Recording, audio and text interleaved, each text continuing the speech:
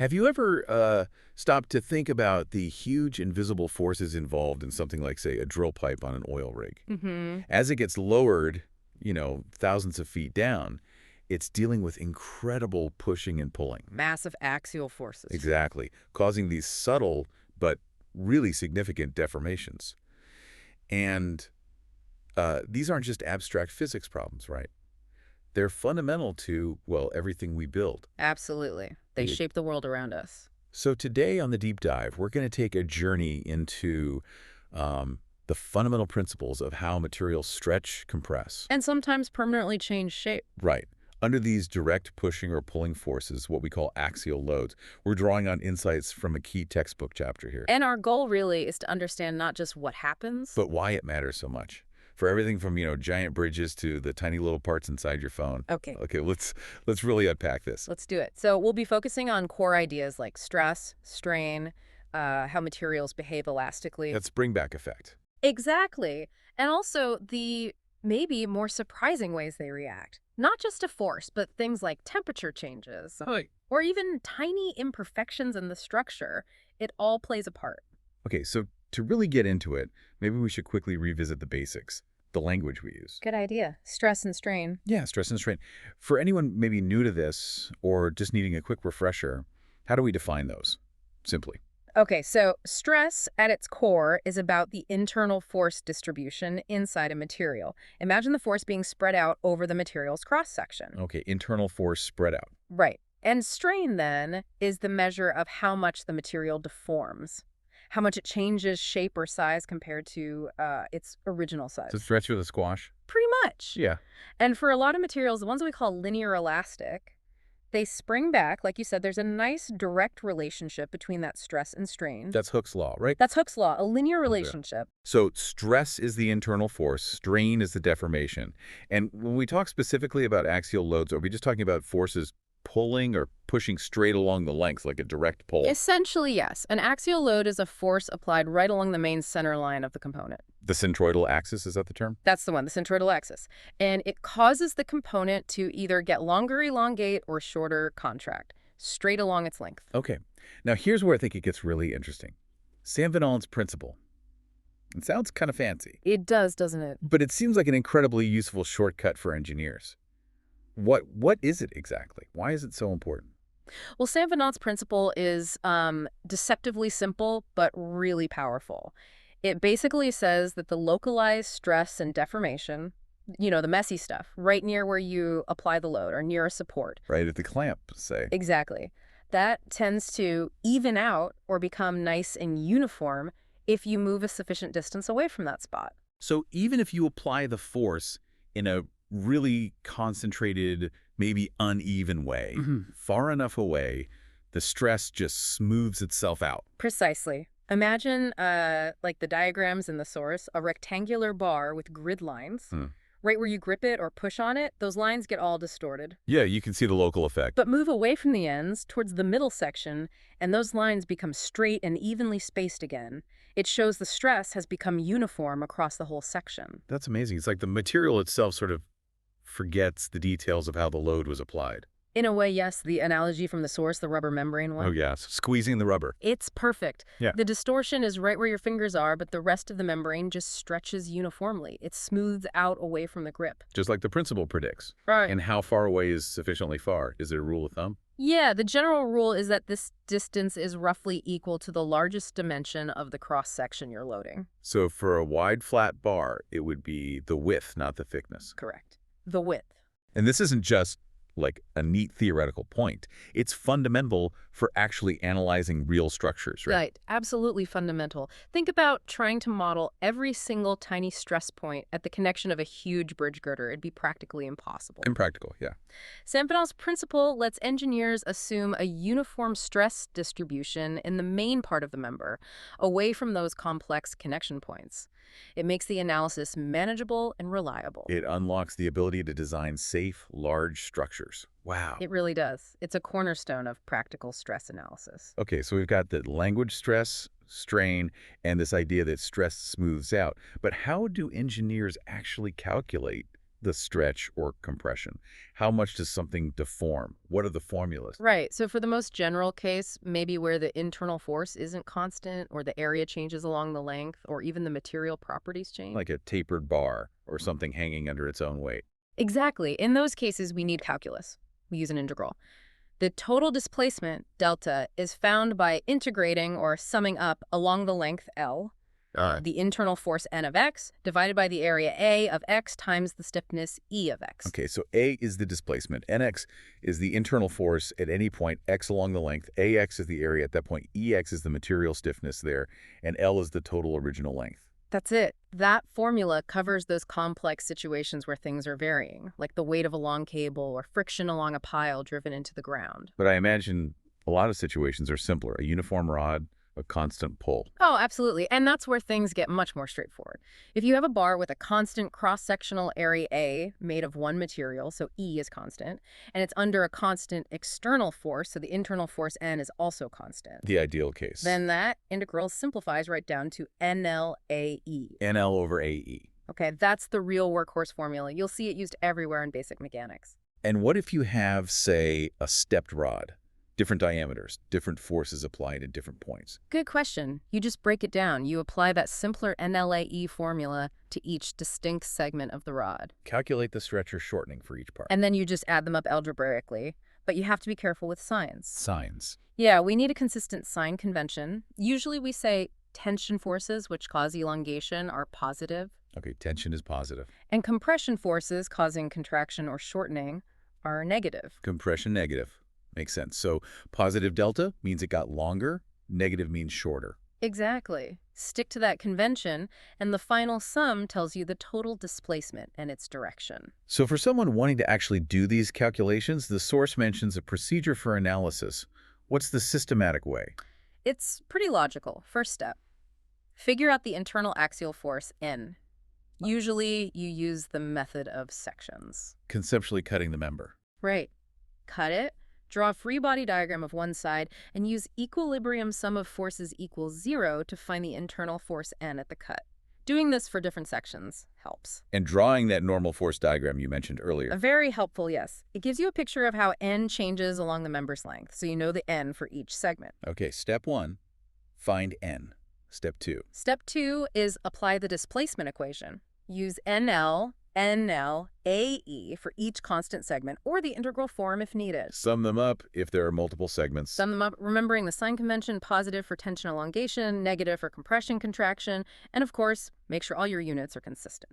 N in newtons, L in meters, A in square meters, E in pascals gives delta in meters. Right, units are always key. Okay, that seems clear. So how does this look in practice? Let's take that first example, 4.1, the steel bar with multiple loads. Okay, yeah, this is a good one. Uniform A36 steel bar, 50 millimeter diameter, and it has these different forces applied along its length, 800 kilon, 400 kilon, 700 kilon. Lots going on. Yeah, so first you do the method of sections for each part between the loads.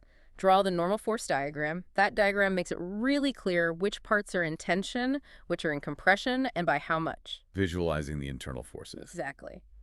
Then you apply NLAE to each segment, using the correct N from the diagram and the properties of steel. Sum them up. And the result. The final calculation shows the displacement of the endpoint, D, is negative 0.891 millimeter. Negative. So it moved left towards the support. Correct. It contracted overall by that much. And it also calculates the relative movement between 2 points, B and C. Point B moves 0.764 millimeter towards point C, again, negative indicating contraction between them. So you can find both the overall change and how points move relative to each other. Precisely. It's a clear demo of the summing process. Okay, and the other example, the cone under its own weight, example 4.4. That sounds trickier. It is because it's not uniform. That's where you absolutely need the integral form. Delta equals the integral of nx dx over axe. Because both the internal force and the area are changing. Right.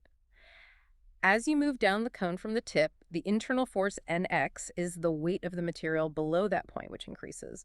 And the cross-sectional area Ax also increases. So you have to set up those functions for Nx and Ax in terms of position x. And integrate them. And integrate them over the length. The material E is constant here.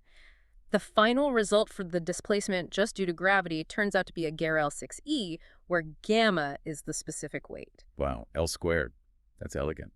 It shows how the math reflects the changing geometry and load. It does, a nice illustration of why that general formula exists. Okay, now let's tackle the really tricky stuff. Yeah. Statically indeterminate systems. Yeah. What does statically indeterminate actually mean for an engineer? Well, sometimes our basic equilibrium equations, sum of forces equals zero, sum of moments equals zero, just aren't enough. Not enough equations. Not enough equations to find all the unknown forces, specifically the support reactions. If you have more supports or constraints than strictly needed to keep something stable, you'll have more unknown reaction forces than you have independent equilibrium equations. So like a beam fixed at both ends instead of just pinned at one and on a roller at the other? Exactly. That's a classic example. You have axial force reactions and moment reactions at both ends. Too many unknowns for equilibrium alone. It's indeterminate. Like a puzzle with missing pieces, the equilibrium rules don't give you the whole picture. So if equilibrium isn't enough, how do we solve these? What else do we need? We need to bring in two other sets of principles, which are always true, but become essential here. First, equilibrium. We still use those equations as far as they go. Second, compatibility or kinematics. This is about geometry. Geometry. Yeah, how the deformations have to fit together physically, how the structure's movement or lack thereof is consistent with the supports. For that beam fixed at both ends, compatibility means the displacement and the slope at both ends must be zero. They can't move. Ah, okay. The supports dictate geometric constraints on deformation. Precisely. And the third pillar is the load displacement relationship. That's our NLAE, or similar formulas, connecting the forces to the deformations based on material properties. So equilibrium, compatibility, geometry, and load displacement, material behavior. Those three together give you enough equations to solve the indeterminate problem. You have to use all three. The magic happens when you combine them all. That's right. The process usually involves draw your free body diagram, write the equilibrium equations you do have, then critically draw a displacement diagram to visualize the compatibility conditions and write those equations. Use the load displacement relations to connect forces and displacements, and finally solve that whole system of equations simultaneously. Okay, let's make that concrete. Example 4.5. The steel rod with a small gap before it hits a second wall. That sounds indeterminate if it hits the wall. It absolutely is if it hits the wall. So you have this 10-millimeter steel rod fixed at end A. There's a 0.2-millimeter gap over at end B before it touches a rigid wall. Then you apply a 20-kilon load somewhere in the middle. Does it close the gap? That's the question. If it doesn't close the gap, it's simple, statically determinate, just the reaction at A. But if it does close the gap, now you have reaction forces at both A and B, and only one horizontal equilibrium equation, indeterminate. So you need compatibility. Exactly. The compatibility condition, if it makes contact, is that the total elongation of the rod must be exactly equal to the initial gap size, 0.2 millimeter. Displacement equals the gap. Right. So you set up the equilibrium equation, the compatibility equation, elongation equals 1.2 millimeters, use NLAE for the segments, and solve. The results show the forces are 16.0 kilon at A and 4.05 kilon at B. And the fact that you got a positive force at B. That confirms our initial assumption was correct. It did make contact. If we'd gotten a negative force, it would mean our assumption was wrong and the rod actually didn't reach the wall. Fascinating. The math tells you if your physical assumption holds. Okay, another practical one. Example 4.6, combining aluminum and brass in one post. How do different materials share a load? This is key for composites. You have an aluminum post with a brass core inside, loaded together with 45 kilon in compression. So they're bonded or constrained to deform together. Yes, they are rigidly connected. That's the critical compatibility condition here. They must shorten by the same amount. So aluminum must equal debris. Same deformation. Same deformation. You also know from equilibrium that the total force carried by the aluminum plus the force carried by the brass must equal the applied 45 kilon N. Okay. Then you use the load displacement relation for each. A equals PLAE for aluminum, and D equals PLAE for brass.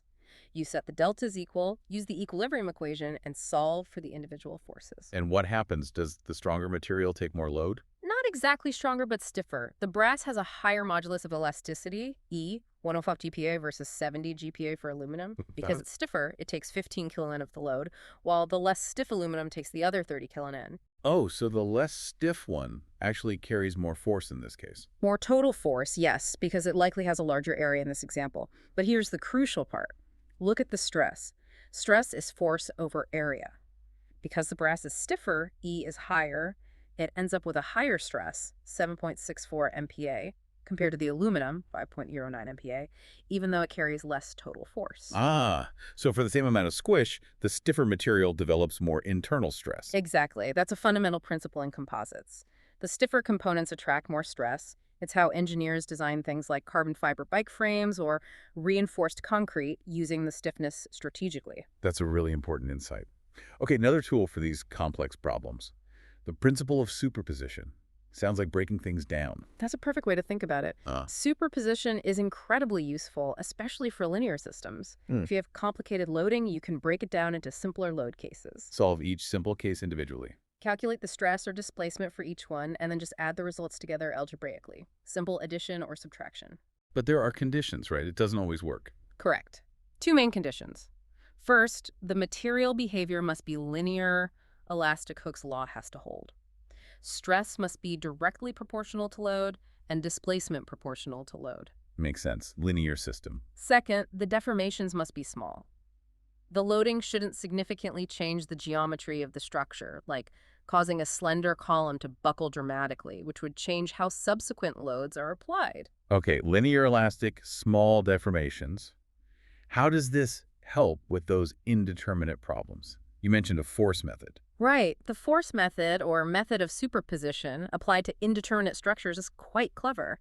You'd choose one of the extra or redundant support reactions. One of the ones making it indeterminate. Exactly. You temporarily remove that support, making the structure statically determinate. Now you can solve it easily. Okay, remove the redundant support. Then you calculate the displacement at the point where you remove the support caused by the original external loads acting on this now determinate structure. Find out how much it moves without that support. Yep.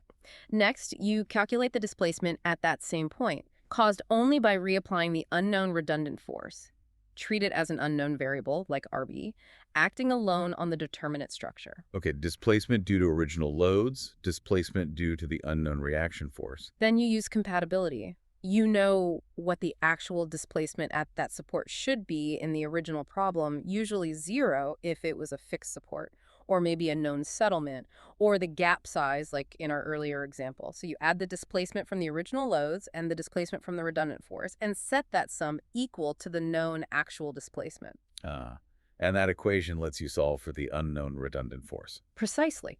Once you have that redundant force, the structure is effectively determinate and you can find all the other reactions using equilibrium. So revisiting that gap problem, example 4.9 uses this method. Yes, it shows how to solve example 4.5 using superposition.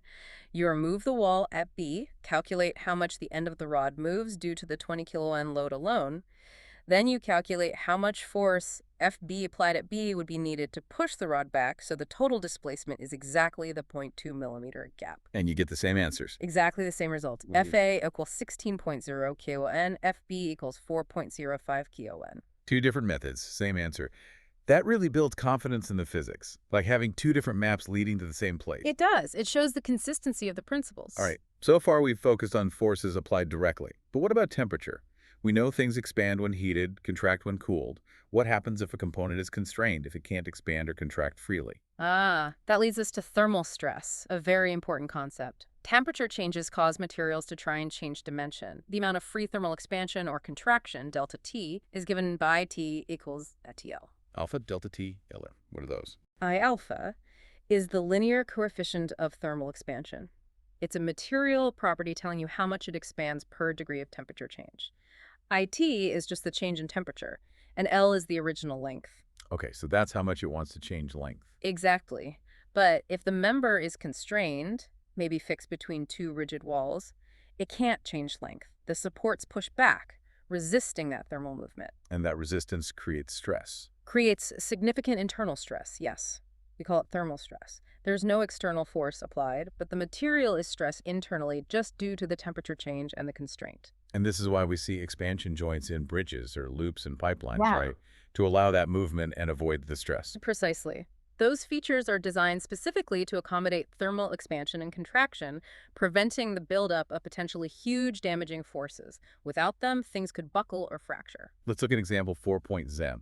A steel bar, fixed at both ends, temperature goes up. What happens? So an A36 steel bar fixed rigidly. Temperature increases by 35 degrees Celsius from 15 degrees to 50 degrees.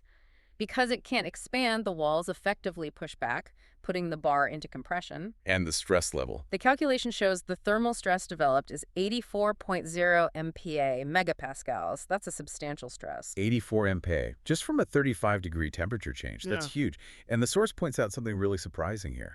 Yes. The fact that for a fully constrained bar like this, the magnitude of the thermal stress doesn't actually depend on the length of the bar. Wait, not on the length. How can that be? It seems counterintuitive, but the math works out. The amount it wants to expand, ATL, is proportional to L. The amount of compression needed to push it back to zero displacement, PLAE, where P is the thermal force, is also proportional to L. When you relate these and solve for stress, PA, the L cancels out. Wow. So a short constrained rod gets the same stress as a long one for the same temperature change. That has big implications for design. It really does. It depends only on the material's properties, INE, and the temperature change, Kie. Okay, now for a really mind-bending one. Example 4.11. Steel and aluminum posts supporting a beam, getting heated and loaded. Right, this combines effects. A rigid beam on 2 steel posts and 1 aluminum post. Initially at 20 degrees C, then heated to 80 degrees C, plus a distributed compressive load is applied to the beam. So compression from the load and expansion from the heat. What happens? The key here is differential thermal expansion. Aluminum expands much more than steel for the same temperature rise. Is Oh, no. larger. So the aluminum post tries to push the rigid beam up more than the steel posts do. Because the beam is rigid, it forces them all to end up at the same final height.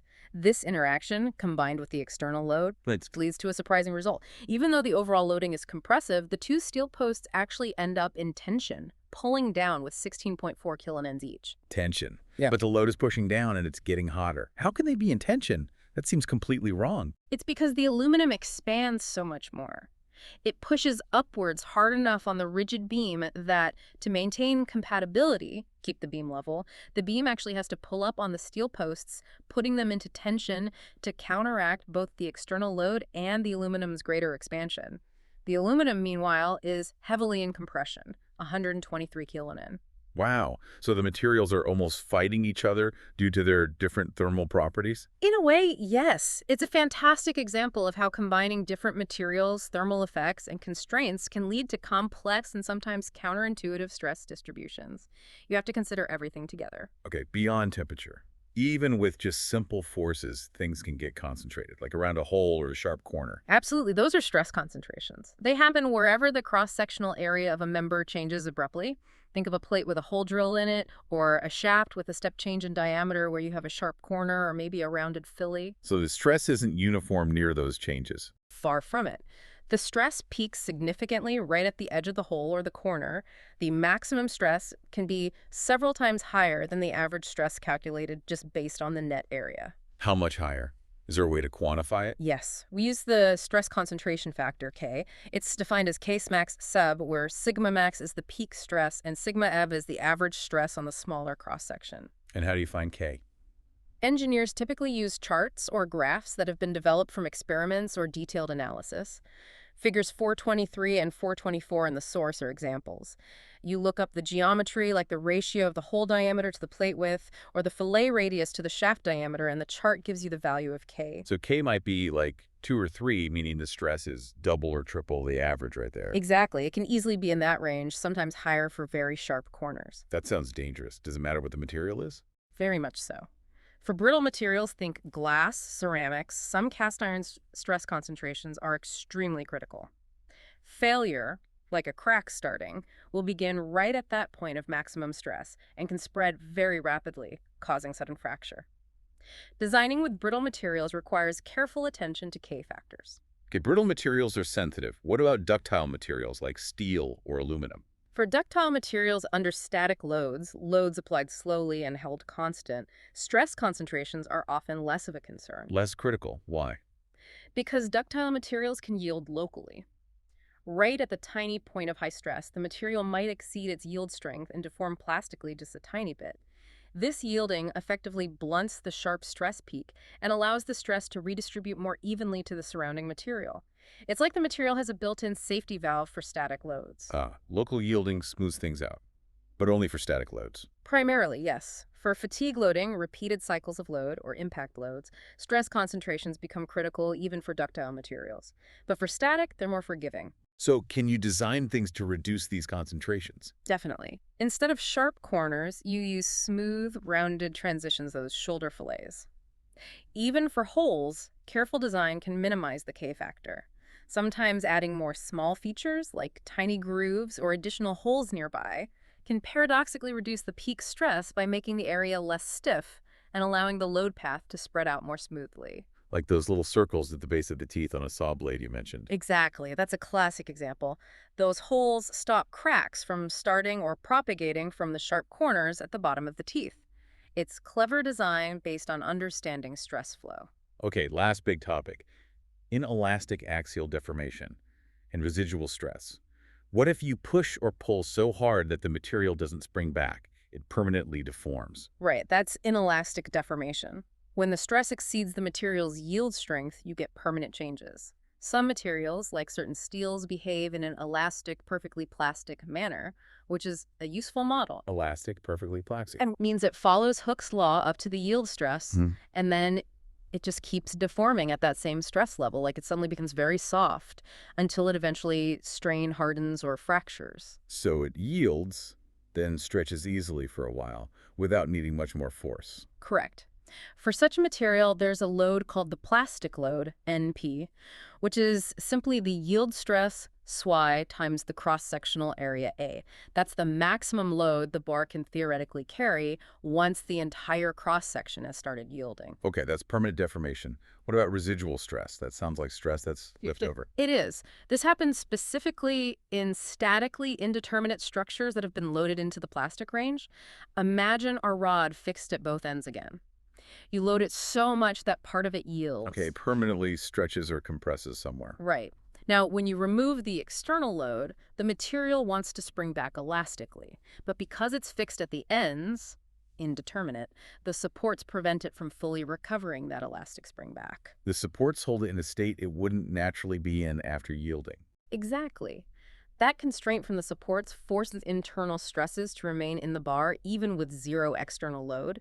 These are the residual stresses.